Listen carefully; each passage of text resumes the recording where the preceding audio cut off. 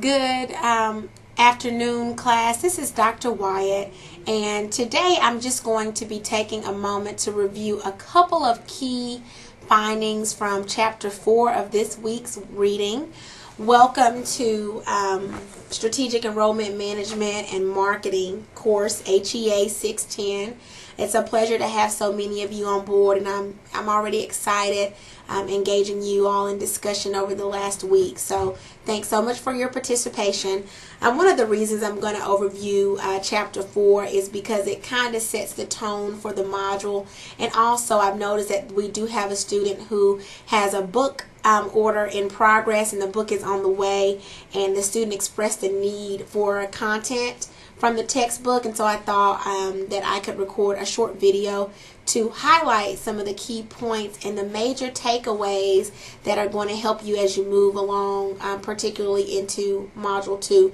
Now, this is not at all replace this week's reading, and again, this is only about 50 to 60% of the content from Chapter 4. So, if you'll bear with me, give me a few more minutes, hopefully you'll find this information useful.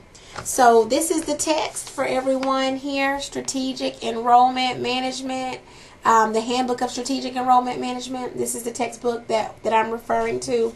And this week in Chapter 4, the text is discussing understanding student college choice.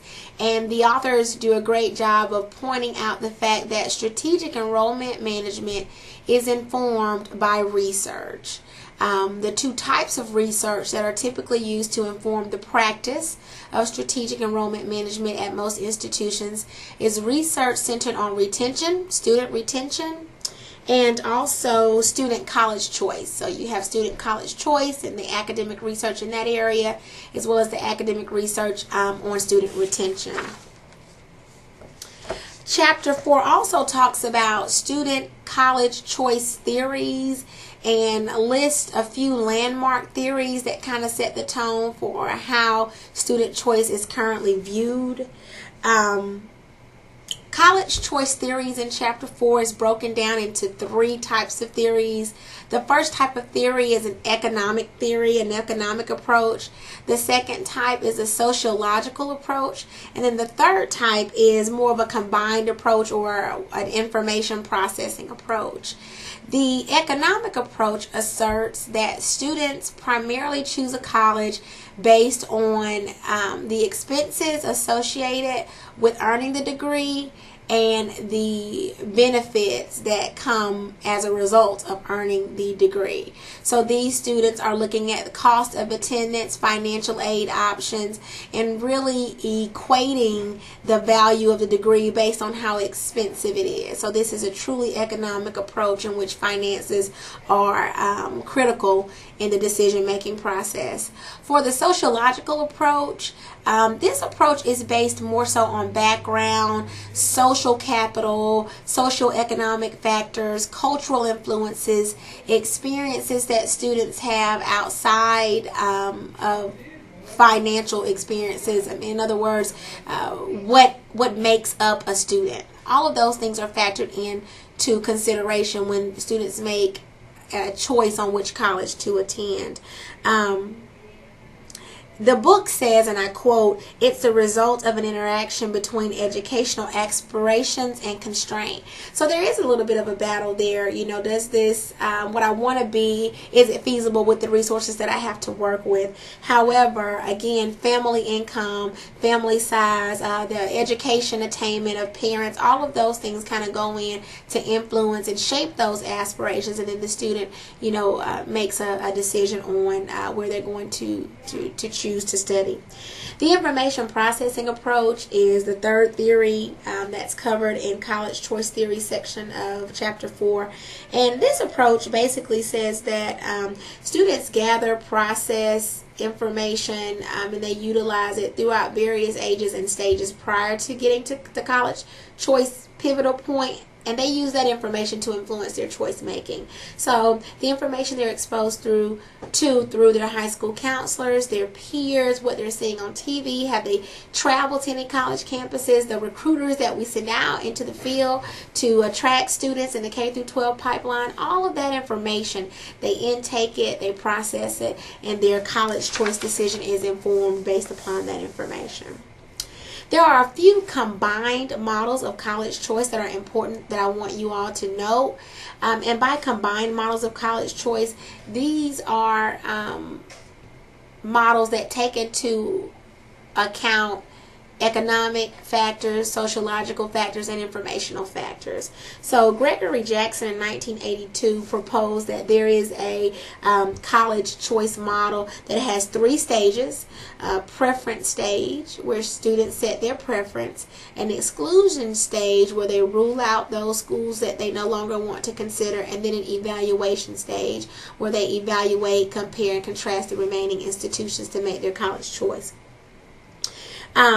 Catherine Hansen and Larry Litton in 1982 came out with a 5-phase model that's still kind of highly regarded today regarding college choice.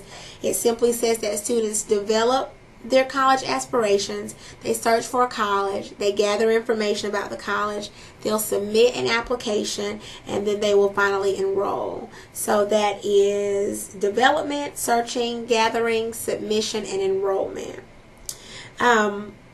Chapman's model, Chapman is David Chapman from 1984, has a 5-stage model, and it is a pre-search, a search, an application, choice, and enrollment model as well. Highly regarded is Don Hossler's model and Karen Gallagher's model, and their model is just a basic 3-phase model. It's a predisposition, a search, and a choice phase, and those things make up the student choice theory. College choice factors, really briefly, those include personal characteristics, family income, social cultural capital, academic ability. When we are searching for students to fit our academic profiles, we're not only just looking at GPA, right? We're not only just looking at test scores. We're also evaluating the communities that these students are coming from. We know that certain communities have a high level of achievement and have higher incomes, so those students are going to be based on that. Unfortunately, more likely to be successful than students who are from communities that don't reflect that same income level. We can search for potential students through high schools. What type of work are the high schools doing, the accolades that the high schools are receiving. All of those things become an important part of the student search tool for many admissions professionals. Chapter 4 does talk a little bit about race. It compares African American, Latino students, Caucasian students, and Asian students. The timing of college choice is what's really critical. According to the research printed in this book, before that 9th grade, or around that 9th grade area, is when you really want to be reaching out to students. So I want to challenge you to think about, when was the first time you were exposed in your high school year to college counseling? Do you remember that? Or how soon, how early did you get that information?